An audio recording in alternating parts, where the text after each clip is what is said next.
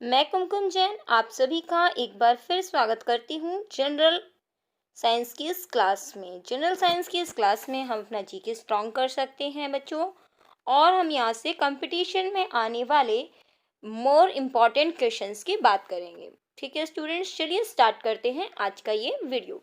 जैसा कि आप फर्स्ट क्वेश्चन देख रहे हैं, भोपाल गैस त्रासदी किस गैस के कारण घटी थी। भोपाल गैस ट्रेजेडी का नाम हम सब ने सुना है कि भोपाल में एक गैस का रिसाव हुआ था, जहरीली गैस का रिसाव, जिस वजह से वहां पर बहुत संख्या में लोगों की मृत्यु हो गई थी, डेथ हो गई थी। लेकिन वो गैस कौन सी थी, आज उसके बारे में हम देखेंगे। जैसा स्क्रीन पे आप चार गैसेस के नाम देख रहे हैं, phosgene, carbon monoxide, methyl isocyanate, chlorine. मैं आपको बता दूं, चारों ही गैस बच्चों जहरीली गैसों के रूप में आती हैं। क्लोरीन जो गैस है, इसमें चलो हम ये मान सकते हैं कि ये पानी को शुद्ध करने के काम आती है, लेकिन phosgene gas, carbon monoxide, methyl isocyanate तीनों ही जहरीली गैसें हैं। चलिए एक एक के बारे में थोड़ा सा हम जान लेते हैं बच्चों। यहाँ से देखिए स्टूडेंट्स, यहाँ से अगर हम पहली गैस की बात करें, फॉस्जीन गैस, तो फॉस्जीन गैस जो है, यहाँ से इसका सूत्र होता है COCl2। कार्बन मोनोऑक्साइड का सूत्र होता है अपना CO, और मिथाइल आइसोसाइनेट जो है ये होता है बच्चों CH3NCO। ये यहाँ से होता है मिथाइल आइसोसाइनेट का सूत्र। आप कहेंगे इस क्वेश्चन का आंसर क्या है, तो इसका आंसर है बच्चों मिथाइल आइसोसाइनेट। फॉस्जीन गैस जो है, यहाँ से ये COCl2 गैस जो होती है, ये भी बहुत ज़्यादा जहरीली गैस होती है, जो क्लोरोफॉर्म को अगर खुला छोड़ दिया जाए वायु में तो यह फॉस्जीन गैस बनाती है, जिसके कारण क्लोरोफॉर्म जहरीला हो सकता है। तो मैंने आपको बता दिया है, फॉस्जीन गैस जो है ये कब बनती है, अगर क्लोरोफॉर्म को खुला छोड़ दिया जाए। ठीक है, जिसके कारण आपसे कभी ऐसा भी पूछ लिया जाए कि क्लोरोफॉर्म में कौन सी जहरीली गैस बनने की संभावना रहती है, तो वह है phosgene gas. Carbon monoxide, mono का मतलब है एक, अर्थात कार्बन के साथ एक ऑक्सीजन का अणु जुड़ा हो तो कार्बन मोनोऑक्साइड, यह भी जहरीली है। ये जहरीली इसलिए है क्योंकि ये अगर ये हमारे शरीर में चली जाए तो ब्लड के साथ, ब्लड में हीमोग्लोबिन के साथ ये बंध बना लेती है, जो बंध बहुत मजबूत होता है, और जो हानिकारक होने की वजह से हमारे शरीर में ऑक्सीजन की सप्लाई रुक जाती है। और कार्बन मोनोऑक्साइड बारे में डिटेल से जानेंगे हम।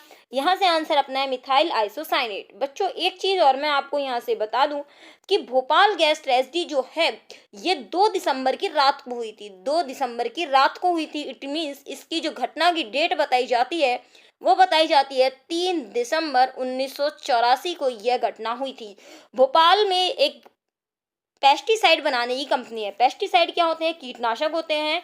वहां पर ये जो गैस है, वहां पर मिथाइल आइसोसाइनेट से पेस्टिसाइड बनाए जाते थे, और मिथाइल आइसोसाइनेट का रात को रिसाव हो जाने की वजह से वहां पर हाथों हाथ मौके पर 2,500 से 3,000 लोगों की डेथ हो गई, मृत्यु हो गई।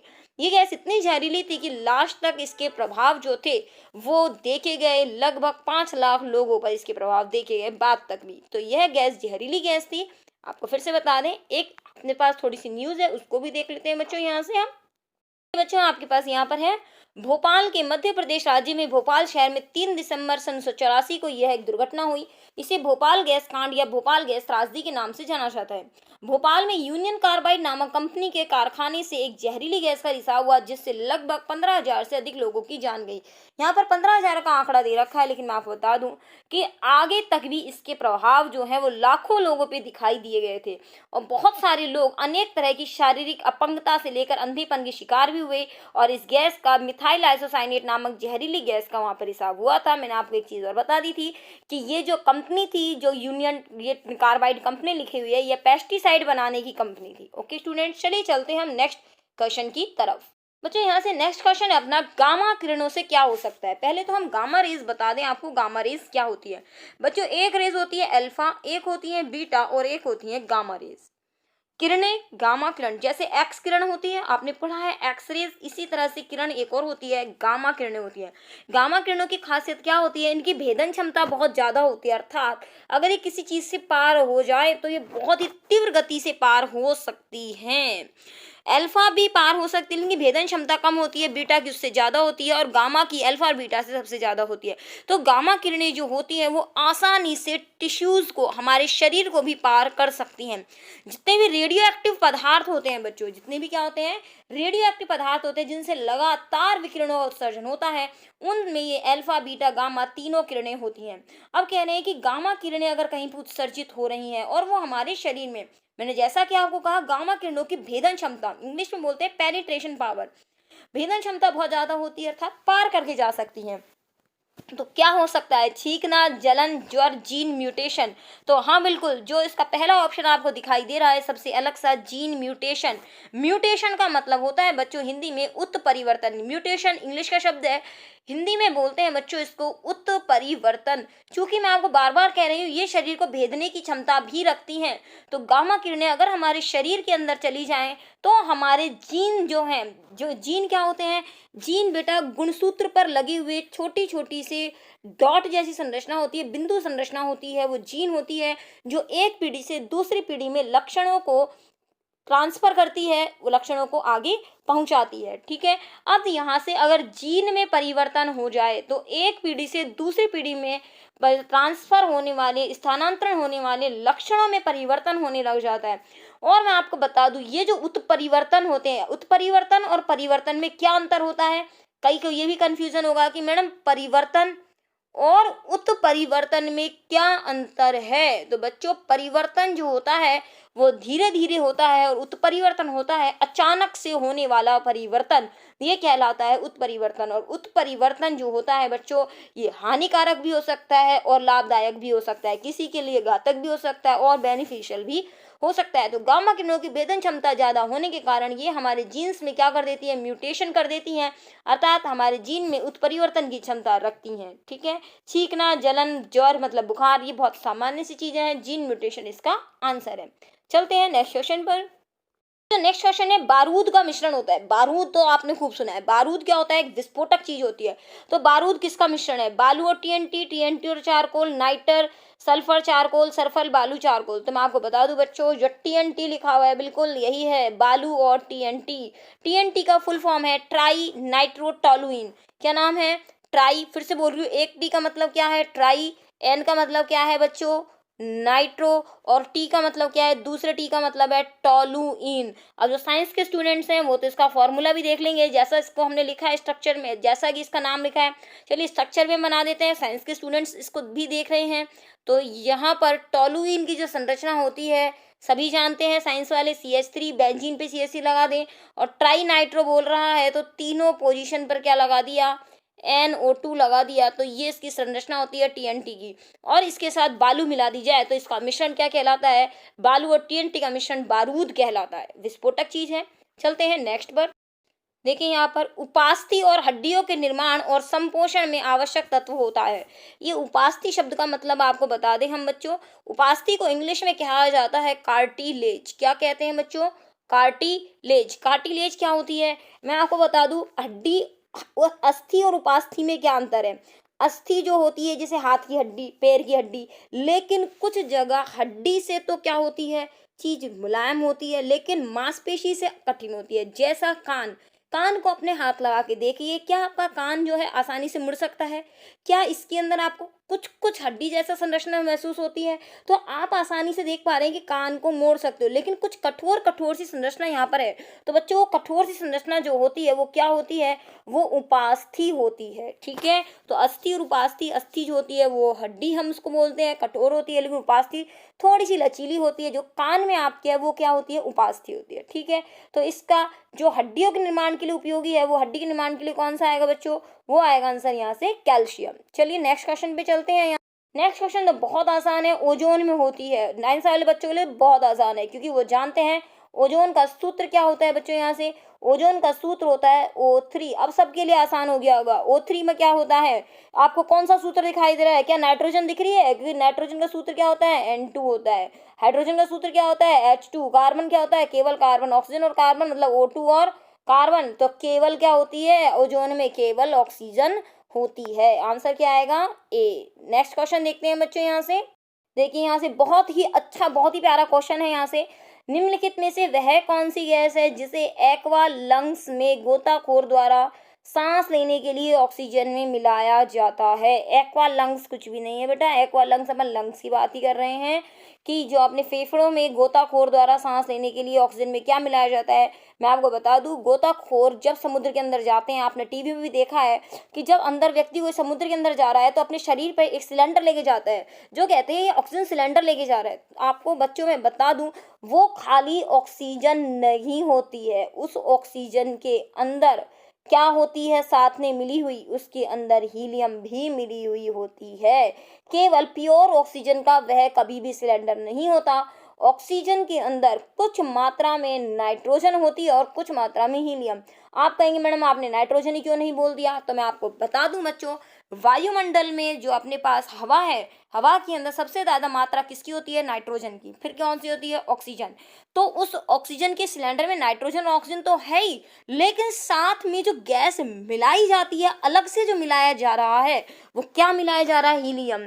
क्या मिलाई जा रही है अलग से? उसमें कहा कि ऑक्सीजन मिलाया जाता है और नाइट्रोजन तो पहले से प्रेजेंट है, अर्थात ऊपर से क्या मिलाया जा रहा है? तो वो क्या मिलाया जाता है? हीलियम मिलाया जाता है। क्यों मिलाया जाता है? ये वैसे आप जो 12th क्लास के स्टूडेंट्स अगर इसको देख रहे हैं तो 12th क्लास के स्टूडेंट्स इसको जानते हैं, जिन्होंने साइंस पढ़ी है, सेकंड नंबर चैप्टर सॉल्यूशन में, कि हीलियम की रक्त में विलेयता बहुत कम होती है, क्योंकि जब ये पानी के अंदर जाएं तो हीलियम की वजह, हीलियम जो है वो उसको रक्त में घुलने नहीं देती है, और यहाँ नाइट्रोजन जिससे नहीं घुल पाए, हीलियम की विलेयता बहुत कम होती है, इसीलिए इसको तनु कारक के रूप में मिलाया जाता है। आप कहेंगे मैडम मिलाने की क्या जरूरत है, केवल ऑक्सीजन ऑक्सीजन ही भेज दो ना।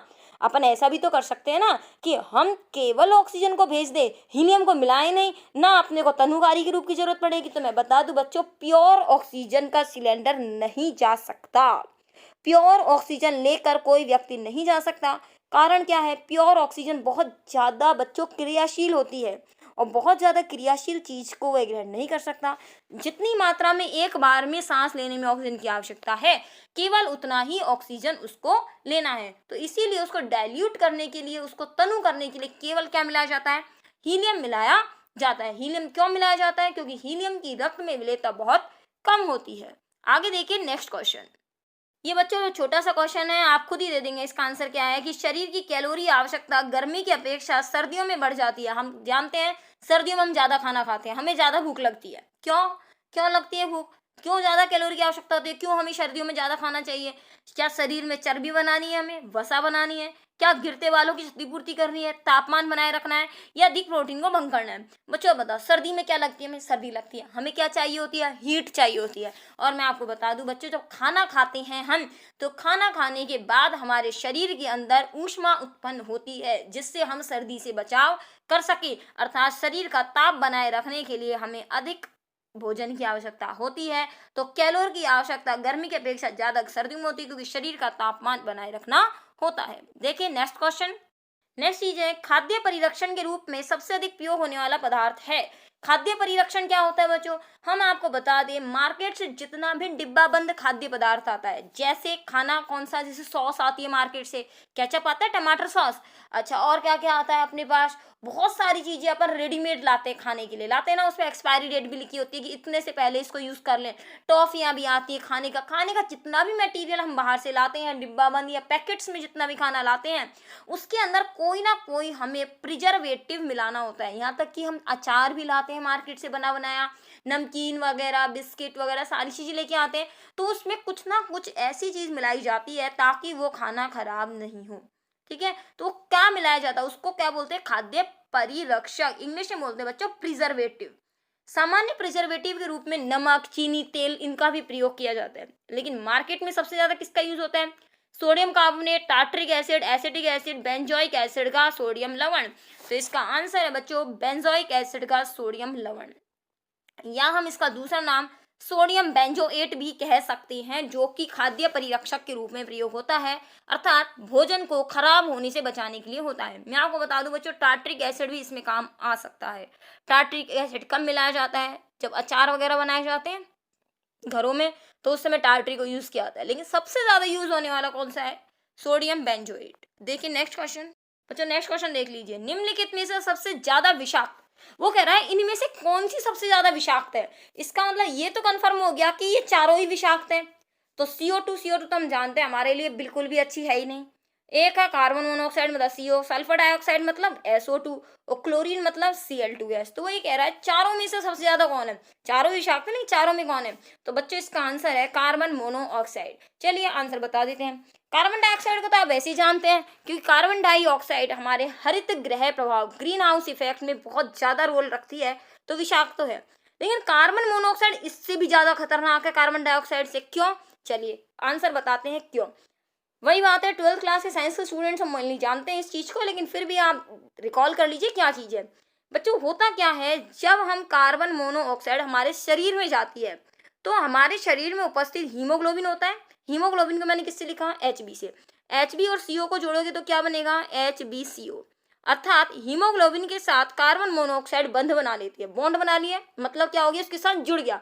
हीमोग्लोबिन का अणु ये है और ये CO का अणु है, दोनों अणु आपस में क्या हो गए, जुड़ गए। अब इसकी खासियत क्या है, ये हीमोग्लोबिन है ना, ये CO से जुड़ने के बाद हटता नहीं है, मतलब इसके बीच का बॉन्ड बहुत ज्यादा मजबूत बन जाता है।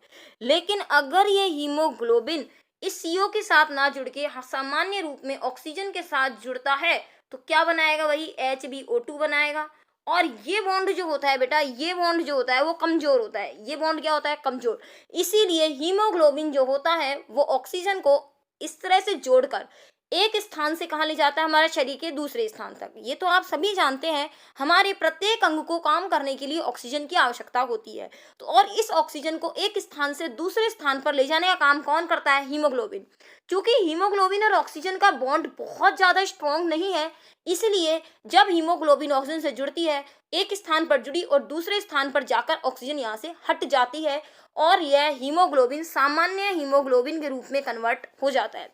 लेकिन जब ये CO से जुड़ता है, कार्बन मोनोऑक्साइड से जुड़ता है, तो इसका बॉन्ड बहुत ज्यादा स्ट्रॉन्ग हो जाता है हीमोग्लोबिन का CO के साथ, और यहाँ पर ये हटता नहीं है और इसी रूप में बना रह जाता है। अब आप खुद देखिए, हमारे अंग को क्या कार्बन मोनोऑक्साइड की जरूरत है, क्या हमारे शरीर में सारा हीमोग्लोबिन जितना भी होगा, जितना भी हीमोग्लोबिन होगा, अगर वो सारा की सारा हीमोग्लोबिन इस CO से जुड़ जाए, अर्थात हीमोग्लोबिन फ्री बचेगा ही नहीं। इसलिए हीमोग्लोबिन कार्बन मोनोऑक्साइड से जब जुड़ जाएगा पूरा की पूरा, तो फिर हमारे अंगों तक ऑक्सीजन का पहुंचना मुश्किल हो जाएगा और मृत्यु हो जाएगी।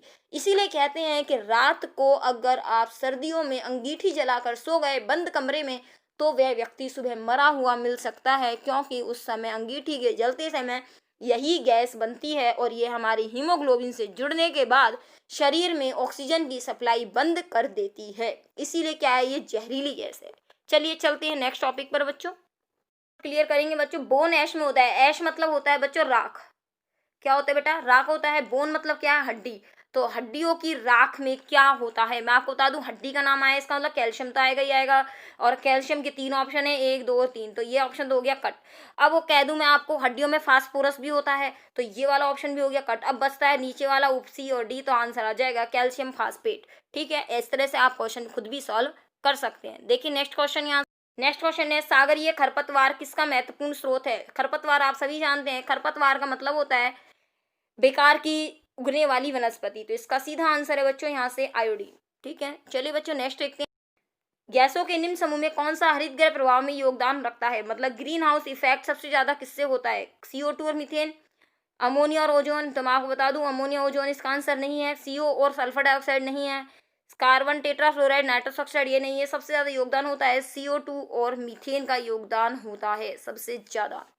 इससे पहले वाली जो वीडियोस थी मैंने उसके अंदर एनवायरमेंटल का जो बनाया जनरल साइंस का वीडियो, उसके अंदर आपको ये क्वेश्चन मिल जाएगा, ग्रीन हाउस इफेक्ट कौन कौन सी गैसें ग्रीन हाउस गैसेज हैं। चलिए नेक्स्ट क्वेश्चन देखिए बच्चों, यहाँ नेक्स्ट क्वेश्चन है यहाँ से अपने पास कि सूचना अभियांत्रिकी एवं संबद्ध विज्ञानों के क्षेत्र में राष्ट्रीय उत्कृष्टता संस्थान कहाँ पर स्थापित किए जाने का प्रस्ताव है। मैं आपको बता दूं बच्चों, ज्यादातर साइंस की जो अपन बात करें वो सारे के सारे बेंगलोर में स्थापित किए जाने के प्रस्तावित होते हैं। तो इसका आंसर भी क्या है, ये जी के क्वेश्चन था तो बेंगलोर आ गया, अपना साइंस से रिलेटेड ही है इसलिए मैंने क्वेश्चन कोट कर लिया, इसके अंदर बेंगलोर आएगा।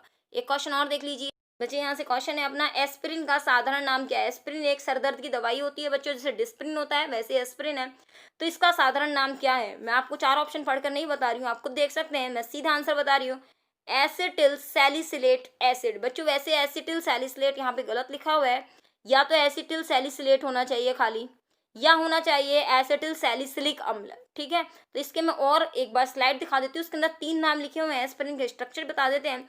एस्पिरिन आपको बता दिया, सामान्य सरदर्द की गोली होती है, बिल्कुल आ सकता है जनरल साइंस के अंदर। देखते हैं एक बार यहाँ से बच्चों, यहाँ से आपके सामने स्ट्रक्चर है एस्पिरिन का। एस्पिरिन का नाम है यहाँ से बेंजीन रिंगियों पर COH समूह OCOCH3। जो साइंस स्टूडेंट्स हैं वो ये एक बार देखें, बाकी आर्ट्स के स्टूडेंट हैं वो एक बार ना भी देखें तो भी चलेगा। ये 12th क्लास में नाम दिया हुआ है 2-एसिटॉक्सी बेंजोइक एसिड। वही मैं बताना चाह रही थी, एसिटल सैलिसिलेट लिखा हुआ है, लेकिन सही है एसिटिल सैलिसाइलिक एसिड बोलेंगे, या फिर क्या बोलेंगे, एसिटिल सैलिसाइलेट बोलेंगे।